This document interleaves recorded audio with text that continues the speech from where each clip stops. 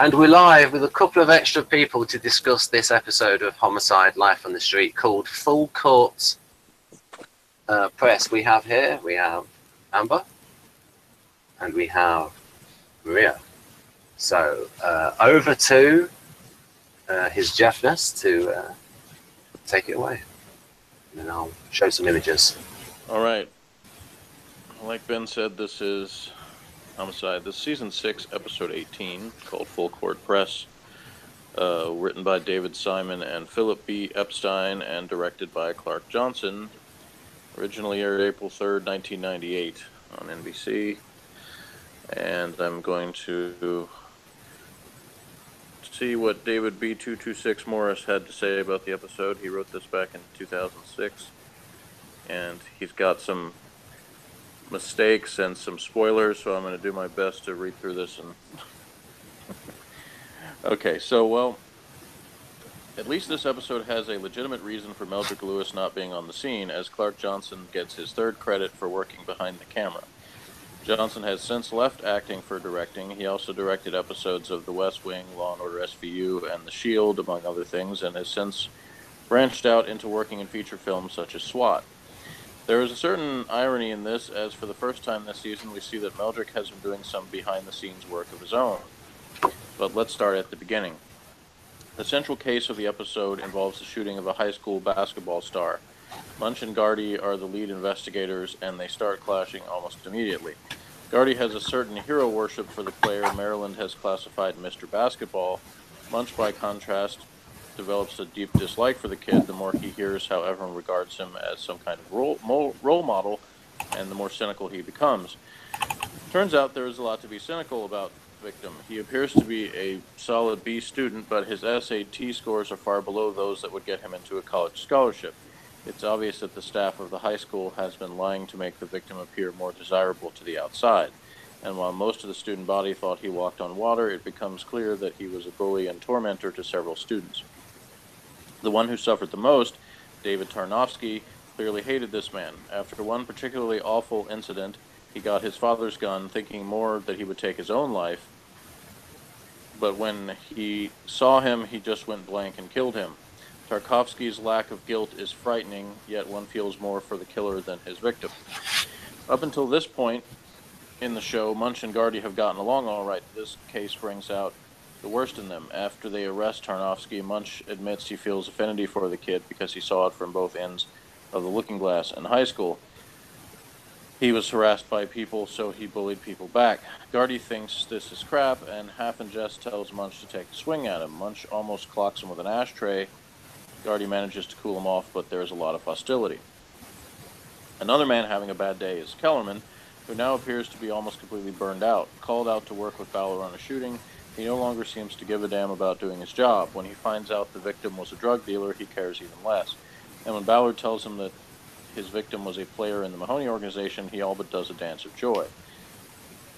Over the past 2 weeks, major players in the Mahoney organization have been dropping like flies. It's not a drug war, though. The Mahoney crew is imploding. And Falzone, who catches a double shooting, knows why. The people who are dying are the same people whose names he has been feeding Meldrick on the sly for the past few months. And as we see in several cut shots, Meldrick has been doing something very wrong with this information. Falzone doesn't want to know what, and we're not sure we do either. We're pretty sure Meldrick isn't capping the victims himself, but given his attitude towards Georgia Ray, it's hard to think about what he might be doing. Unfortunately, there will be consequences, and the spiraling outward has just begun. Mike Kellerman couldn't give a damn about any of this. His investigation is half-hearted at best. He is far more concerned with the FBI and their lack of interest in his tape demonstrating Judge Gibbons as corrupt. Turns out, though, that the Bureau's been building a case against Gibbons for months and are on the verge of busting him. One of the agents tells Kellerman this. And what have Pimbleton and Bayless been up to this week? They're trying to track down the prime suspect in a murder.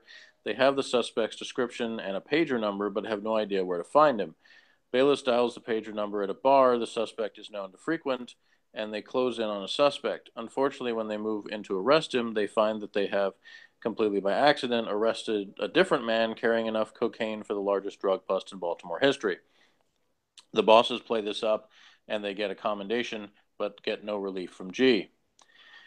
Full Court Press features attention on Richard Belzer, which, as is clear by now, doesn't happen much. He and Reed Diamond give great performances, showing different degrees of anger and malaise in their jobs.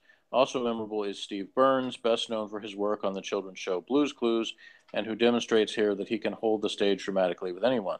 We also get some very funny moments when Munch confronts his former paramour Alyssa Dyer in the morgue after an autopsy, and some very amusing scenes with Secor and Brower as they go on their wild goose chase.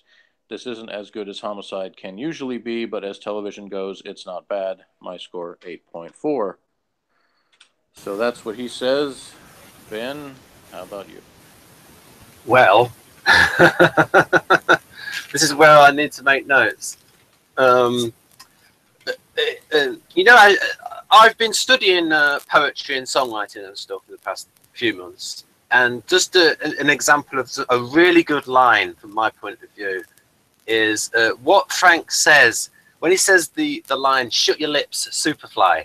I just think that sounds really good and sounds a lot better than "shut your mouth, Superfly." But "shut your lips, Superfly," I thought that was great, perfectly delivered by Frank, and it really got into the tone of it. Like, you know, when they went into that bar and it was all playing like James Brown kind of music, that sort of like 70s feel. Oh yes, and that storyline, I'm just going to go to the bit with, now, there's a lot of people watching this, who watch my channel, into typology. There's a bit with EJR&D, and there was the bit where Kellerman was told the good news. And his reaction on his face, this bit, like this. What do you think, Jeff? Do you think that's a bit like EJR&D? That sort of look on his face? I probably would have never thought that, but after you said that before I watched it, you know, I did. I sort of see what you're talking about. Yeah. It didn't jump out at me really. Yeah, is that sort of like little smirk and reaction, like when he's happy? And I just wondered if you've seen the same thing in your son, because you say your son's very similar to EJR&D in that respect. Maybe a little bit, but that's going off the park. That's going out of the. But we've got this about. Oh yeah, so now we're talking about Kellerman, and I have written quite a bit of stuff about Kellerman. Oh yes, I've written stuff about here about Kellerman actually being quite black and white in his ethics every now and then, which some people might strike as odd for an ESTP. But so for instance, in the past, he's had this thing about, you know, people being dirty and clean, and he's been talking about his reputation, like when they had all of the stuff about when he was working in arson, and there were the other people who were taking bribes. I think it was from a property developer, wasn't it, Jeff? Who was burning properties in order to get the insurance. Right. And he seemed to get high and mighty about the dirty versus clean, sort of like black and white moral thinking in that aspect. And what I'll do is I'll come back to that, back to like the pros and cons of ESTPs, like from history. No, in fact, I'll talk about that now. Then I will talk about the other aspects, like for example, in this term of like black and white thinking, like, so for example, do you remember George Bush when he had that thing like "you're either with us or against us" thing with the war on terror? And he would talk about a moral compass, wouldn't he? Things and I remember people at the time thinking that it was unusual that George Bush would use terms like evil, like good and evil. And do you think Kellerman sees things like that? Because he does seem to like, these are good people, these are scum. Do you think he is quite black and white in his thinking? Yeah, about things he cares about, and then it's like everything else is negotiable, which I think is pretty consistent. You know, it's like the things that he thinks are worth taking a stand about, he's very strong on those stands, but for everything else, he's kind of like, whatever, you know, so he's not... he doesn't feel like every situation requires that sort of strong stance. So other people can, you know, including in this episode, I mean, Ballard views him as very cavalier about the drug dealer getting killed, because she's looking at it like, you know, it's our job to work every case as it's just as important as any other. But Kellerman looks at it and he's like, this isn't really that important, so I'm not really going to stress about it. Right. And so what I can do is I can give you a good example of an ESTP, and that is that Kersey typed JFK as an ESTP. Do you agree with that typing, Jeff? I mean, I don't know anything specific that would contradict it. I'm certainly not an expert on JFK. The reason why I say JFK is a good example of an ESTP is that just the way he handled the Cuban Missile Crisis, because I recently saw on Fox News months ago something where it was an Eisenhower conversation with JFK, where Eisenhower advised JFK to bomb Cuba. But what was found out was that the actual Soviet missile rocket forces troops in Cuba actually had orders that if they were attacked, they were to launch the nuclear missiles against the United States. So JFK made the right decision and avoided World War III. So good tactical awareness there, and he saved the world. So that's thumbs up to ESTPs for that example. But I have a counter example of maybe example of tactics versus strategy, and that is, and Kersey himself wrote about MacArthur and how Truman fired MacArthur, who was running the war in Korea. And what MacArthur wanted to do was he wanted to bomb the border between North Korea and China to prevent Chinese troops coming in, reinforcements. Yeah. Yep.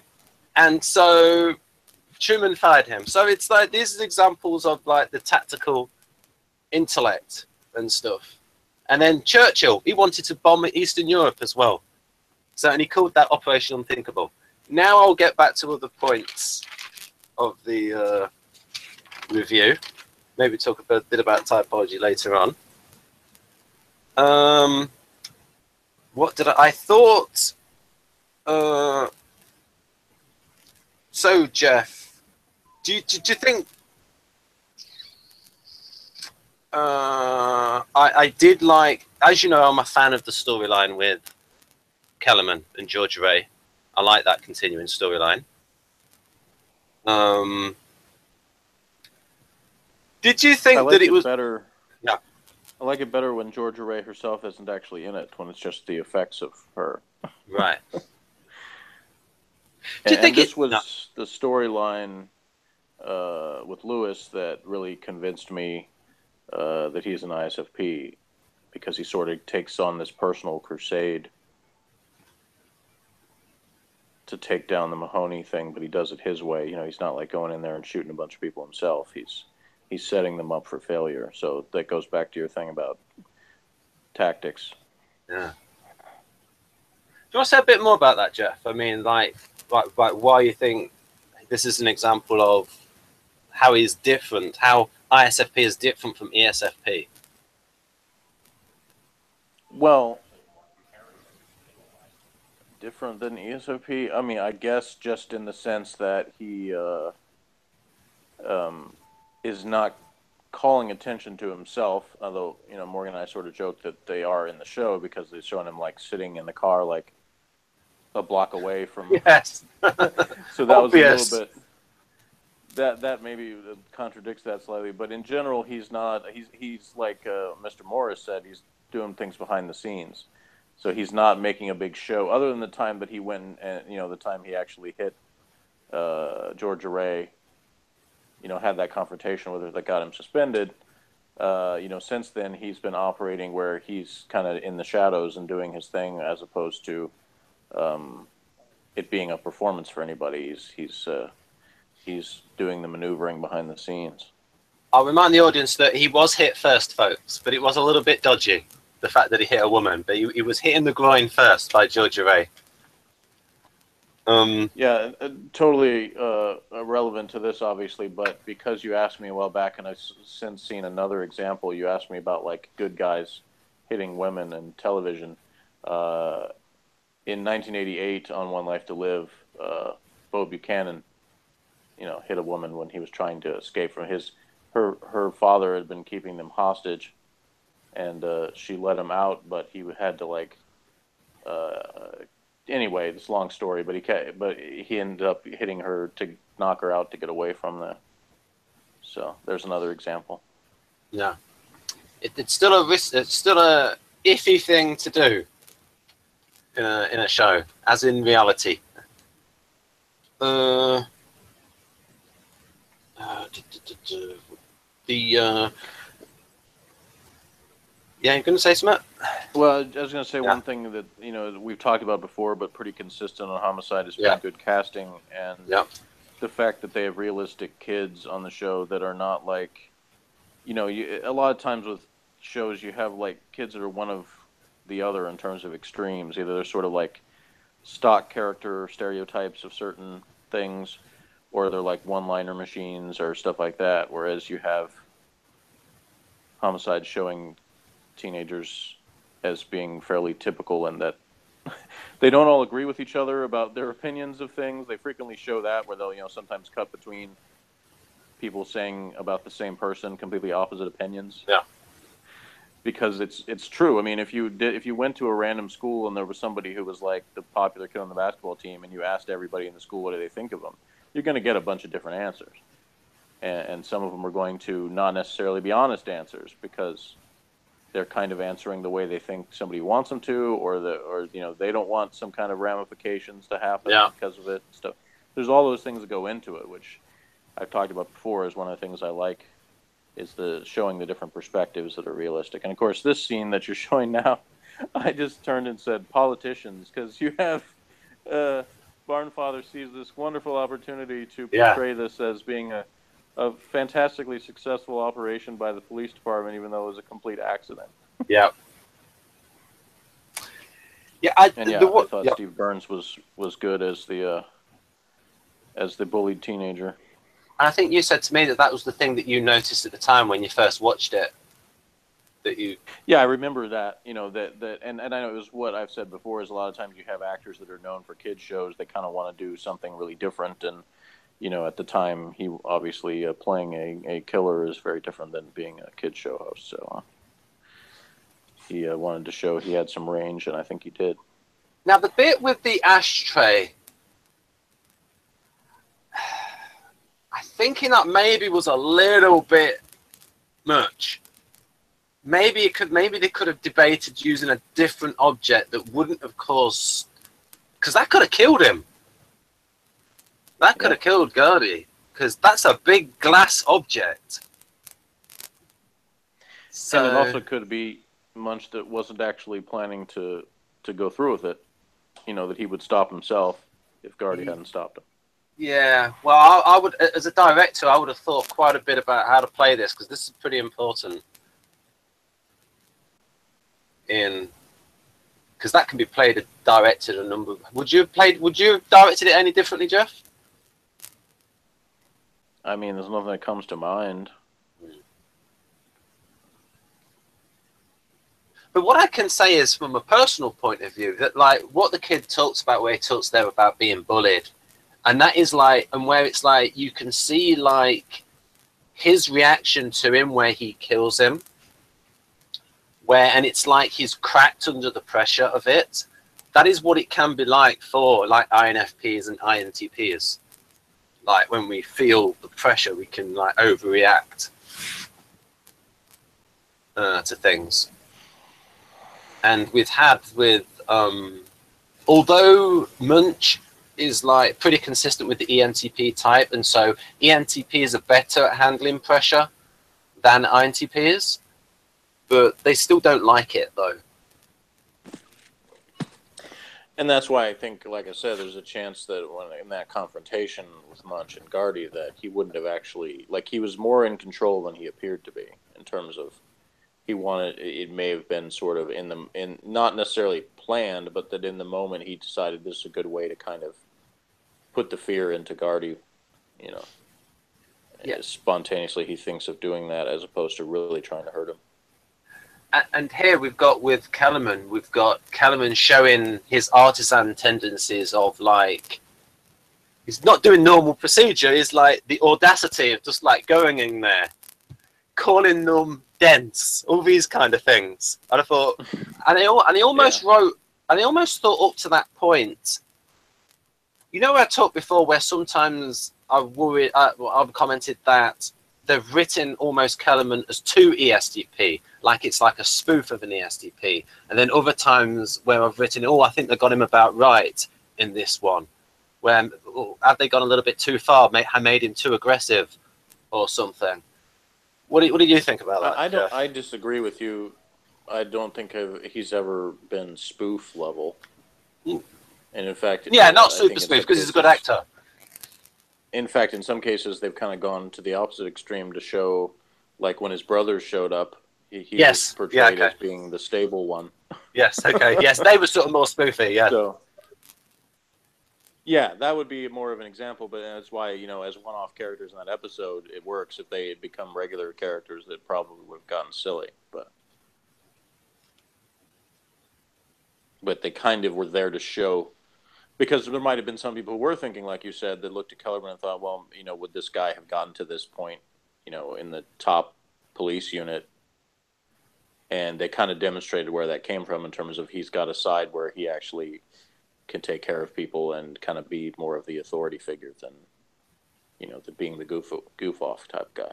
Also, what we noticed is when Kellerman first entered the series, he was beating Frank Pembleton to the punch in terms of like arriving to a scene earlier and like having, you know, it was like beating him to the punch in terms of investigations. Yeah. You know, and then Pembleton was probably, oh, this guy's hungry, wants to make an impact. And I suppose that's one of the things that appeals to the artisan temperament is that it's always new because there's another new case. Yes, there'll be certain things that repeat themselves over the years, but sort of like keeping it fresh for Frank. Right. Oh, they both dropped out at the same time, but they should be back. Right. Yeah, I just noticed that too. I was thinking, I didn't know if you wanted to try to. Yes, I was going to ask Amber what she thought because she'd watched the episode. Well, hopefully she'll come back, but if not, we can continue. Yes. Our talk. I was trying to think if I had. It's because a couple things occurred to me while you were talking, but I didn't want to interrupt you. And now can't think of them. Of course, I didn't write anything down. So. Was it about tactics? When I was talking about, I don't know, maybe go through the pictures again. Maybe it'll come back to me because when I see those, I was kind of. I did think that, I liked the again, true to the character that you had. G shows up, makes an appearance at the little press conference saying about the drug bust, but then he does that thing where he's like, "Oh, what's that I see? The name's still in red." Yes. So he gets back to what his focus is on, and like, okay, that was nice for that little show. Now get back to work. Yes, because for him, you haven't closed the case yet. You haven't found the real suspect. And we know that he's got people on his back, and we always hear this in American, like crime drama series. I've got my chief on my back, and he's got the assistant DA on his back, and he's got the mayor on his back, and he's got the governor on his back, and then he's got the president on his back, that kind of stuff. Yeah, and it's very true to real life in the Homicide book. David Simon, that's one of the things he focuses on more than anything else is the fact that everybody is feeling the weight from above, and that's why the stuff that was taken directly out of his book in the very first episode when he talks about the bosses being on him, and Pembleton says, "So they kick you, you kick me, huh?" And he says, "Think of it this way: now you can kick Felton."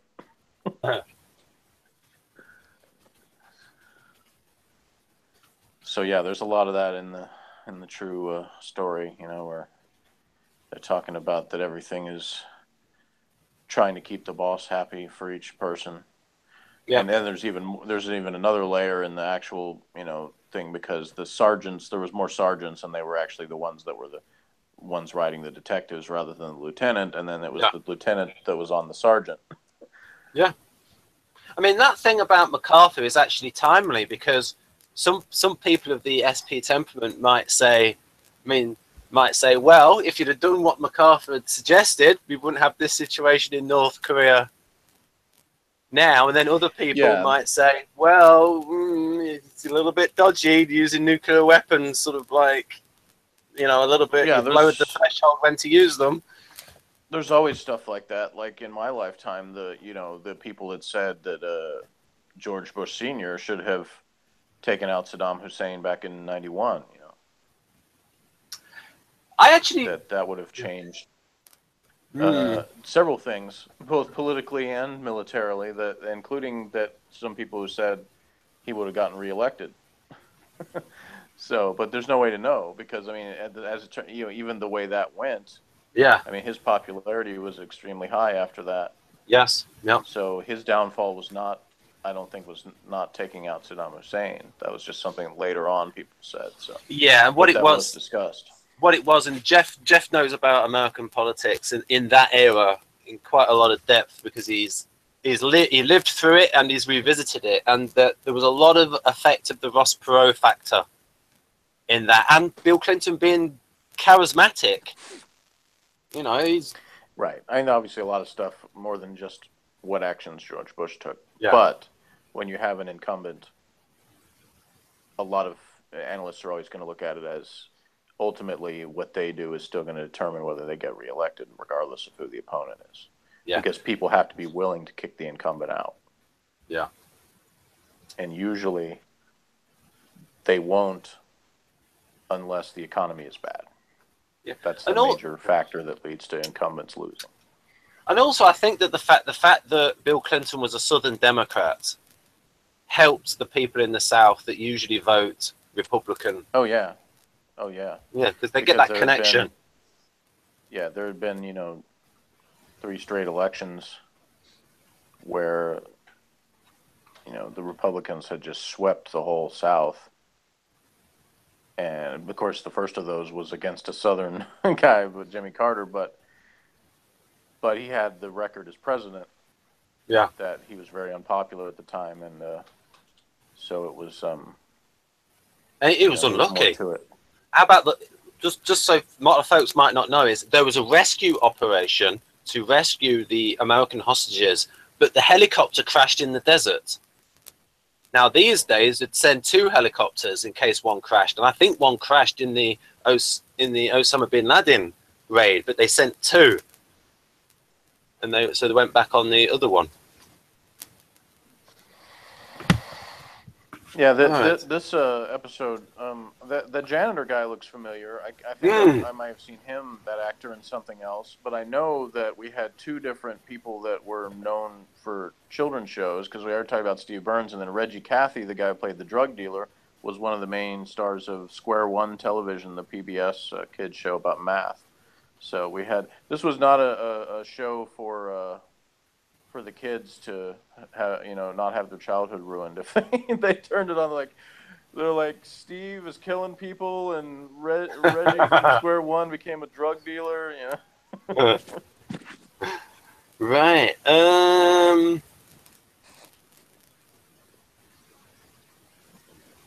I mean, he's got the nerve to. So we've got Calaman showing his traits. Seeing that picture of the Derby reminds me that's you didn't show a picture of the actual scene of Bayless inside the bar, but that's actually one of my favorite scenes. Like that whole thing with him and Pimbleton, where he goes in. And his reaction. Everybody just looks at him. And then he leaves and gets Pimbleton to go in. Yeah, I mean, so he might like the idea of going in there and doing it, but then he goes in there and it's like, I realize, they're all black, and actually, I don't know how to talk to these people necessarily, because it's just so good because it doesn't have to say any word. There's no dialogue whatsoever. He just walks in. They're playing the James Brown. Everyone just looks at him. He just turns around and leaves. Yeah, because yeah. So, sorry, what was that? We didn't quite catch what Morgan said. Oh, Morgan just said they don't think nothing of it either. They just go back to doing what they were doing. Ah, right. The guys in the bar. It was just like Some white dude came in, looked around, and left. All right, whatever. Well, also it's quite funny to me is like they're all of a generation, they're of that 70s generation that's like want to stay with that music, and I can imagine you, Jeff, going to a place like that. Like if you drank, which of course you don't, because like if it's like of a particular era, like they used to have ones of like if there was era. if there was a like 80s teen club that existed, Yeah. you know, that like wasn't actually a bar but like would like serve sodas or whatever, you know, but it was like come dance to 80s music, I would totally go. Yeah, because it's like I don't know of such a place existing anywhere, but I remember in the 80s they used to. Do you remember in the 80s they would like have some like 1950s retro places?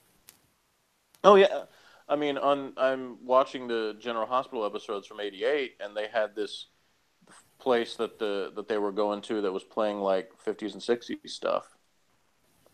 The only irony of it was one of the things they played the locomotion, but nobody was doing the locomotion.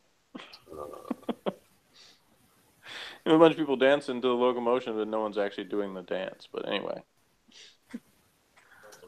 the dance where the lyrics in the song talk about how easy it is to do the dance, and there was like doing some other dance.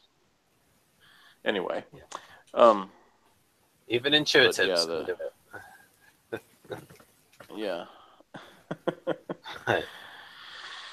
But yeah, it's a good episode. A lot of different kind of things happening, and there's sort of a, you know, Morris called the basketball guy like the main case, but you know, it's almost like that they only spend about half the episode on that, and the other half is the other stuff. So you really kind of have that feeling, like I've said before, I like in homicide episodes where there's a lot of you know, kind of simultaneous stories going on where you just sort of go back and forth between them, and you keep the pacing as well done. You know, there wasn't any point in this episode where I'm thinking it dragged at all. It was just really consistent. It was amusing. It was interesting. Good acting. You know, it was just solid across the board. Jeff, is this a made-up cola just for the program, or is it a real cola? Shyster, is that what it says? I don't know. They've certainly used some real products before on the show, but I don't know. Because there are rules about that kind of thing. I mean, there shouldn't be rules about that kind of thing because, you know, First Amendment, but they think they can regulate it. Yeah, it does look like Shyster Cola, yeah. So I don't know if that's a real thing or whether it's somebody making a joke on Shasta, because Shasta is a real brand. But right. Yeah, anyway, as close in as I can get. I'll just see it. I'll just go through mine. We could say a little bit about this because so as a lot of people know, you are a Kersey person, and you see functions as a supplement to Kersey temperament theory. But I sort of get the impression from you that it's like when you're looking at the difference between ESFP and ISFP, that it does look like the ISFP does have that extra little bit of, you know, that sort of corresponds to the FI lead, where they're a bit more about the ethics. I mean, if you're saying like function-wise, yeah, like, you know, is that what I was saying about Lewis? Then that would correlate that Lewis is stronger in the introverted feeling. So he has kind of that. What that leads to is, you know, I think everybody has like lines that you cross or sort of moral things that buttons you can push, whatever you want to call it. But some are stronger than others. And I think people who have that as like, you know, their number one thing, they're going to have more of that kind of draw a line in the sand kind of feeling, you know. And that's what you get from Lewis here, where he's got that. He's now taken it upon himself because of what's happened before to sort of have this personal crusade of what can I do to make this right? Because that he's looking at it as this is a right and wrong thing, and it's wrong as it is now, and I've got to do something to make it right. But of course, obviously, some people, I think more, you know, the INFPs would probably not consider what Lewis is doing to be right. No. So it's like that's why I think it really solidifies his type, because you have him doing what he believes is morally right, but the tactics he's using to bring it about would certainly not be seen as morally right by a lot of other people. I also think cooperator types. I also think his background plays a lot into this because he is from that community. He's working class. He grew up in Baltimore. He knows these people, so he feels that stronger connection. And I've talked before how one of the reasons why he can socialize with people better than Pemberton is that he talks more like them. He talks more in the Ebonics, and whereas Pemberton is more aloof, more upper middle class and intellectual at times. Yeah, my guess would be that a lot of the characters in fiction that are kind of like that vigilante justice loner guy, probably a lot of them would be ISFPs, because it's kind of what, they're like, whatever means are necessary, but I've got this sort of moral cause that I'm following. Yeah. Interesting. And you have the ISTP version of that is usually the bounty hunter characters that are like, they're doing it, but they're doing it for money or survival. Yeah. It's basically like, this is how I survive, is to do these, quests or whatever it is they're doing. Take people out for money or whatever. Capture them, whatever they're doing. So you think Han Solo's ESTP, not ISTP? I've heard people call him both. I lean towards him more being an ISTP. And Indiana Jones being the ESTP. So Harrison Ford can play either one, but I think I see Han as being more of the ISTP.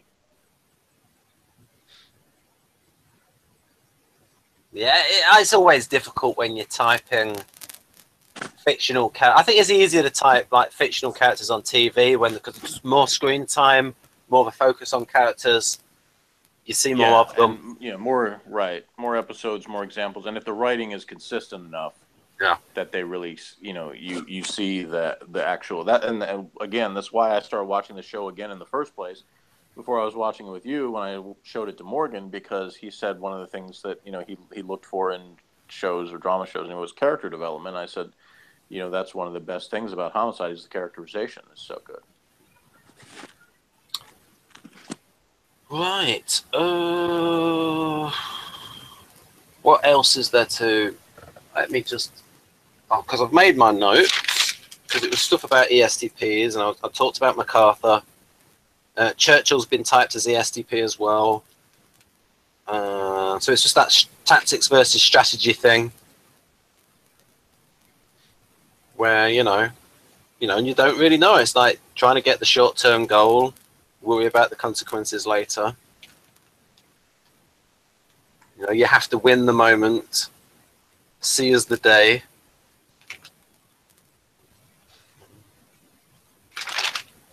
Yeah, at this point in the show, the only one of the detectives that I think I hadn't really decided on a type for was Ballard, because they've done. I mean, you can see surface level with her, but they haven't really done a whole lot of exploring of like what really makes her. Yeah, she's not fully characterized.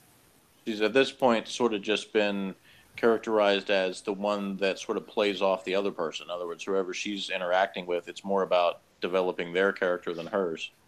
It's almost as if what you said at the beginning, that it's like when Stivers came in, it's like try to have like a strong woman, and then they made her a little bit less.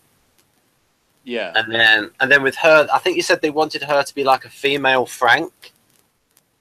That was the original idea they had, yeah. Or actually they did. She was the one who said that because she actually auditioned with reading Pemberton lines. And so she asked him, is that what you want her to be? Is basically like the female Pemberton. And they said, well, we're not going to say that specifically, but that's kind of the direction we were thinking. But in what she became, I don't really think that they're that similar, other than just that they both have that kind of drive to solve a case, where they're relentless in their pursuit of solving a case. But other than that, I don't think they have a lot that's that similar personality-wise. Maybe she should be somebody who's just like in the middle on the feeling versus thinking spectrum. Yeah. It's just like, it's not a case of like being like full-on thinker or feeler, because in real life Well, there there's are more. people in the middle.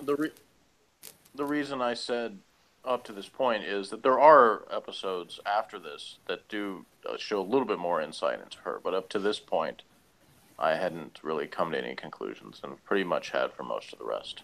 Right. I should say pretty much had. Oh yeah, that was one thing about this is when she talked about examining the guy who was in shape. Now imagine there would have been a completely different reaction if, say, Shiner had talked about examining a young woman. You know, people would have gone, ugh. So that is a little difference there. Yeah, where I think you're right. a woman can look That's at a dead guy. One of those double standards is the same way, it's treated like when it comes to cases where teachers were involved with their students. There's a different perception with a female teacher and a male student. Oh, yes.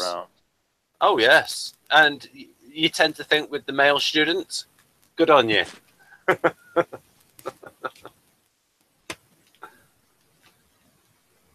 Because, and there's a lot of validity to that, and a lot of... And you just, if you just asked like the parents of the children, it's like the parent of the boy might be thinking, "Good on you," but if it's their daughter, watch out. Right.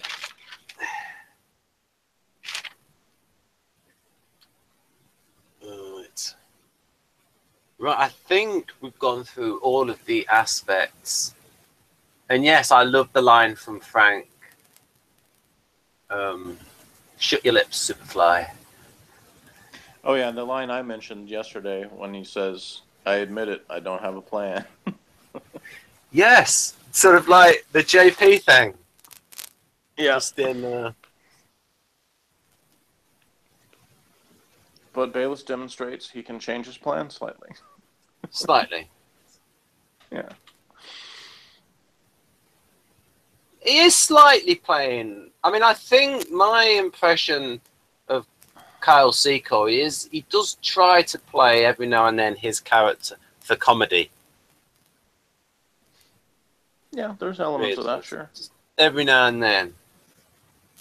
And yeah, well, they had to come up with some other kind of things that could be Bayless trademarks because he's not the new kid anymore, so they can't really ride that forever, So at the beginning, he was sort of like they played on like he's the naive one that doesn't understand how anybody could do sick things or stuff like that. Everything was sort of like a moral reaction to stuff or surprised that people would act that way. And then Pendleton was the one kind of being the cynical side, saying this is human nature and all that.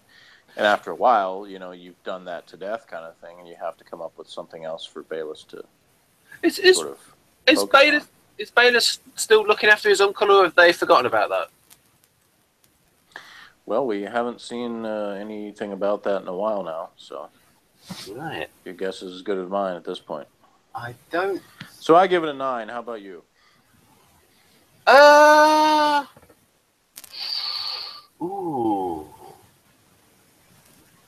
Ooh, dearie me. I think I'll give it about an 8. All right, so yeah, average of 8.5. And let's see what's on tap for next week. No, I don't always have it memorized. Okay, okay.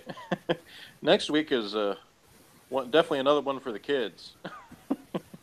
It's called Strangled, Not Stirred.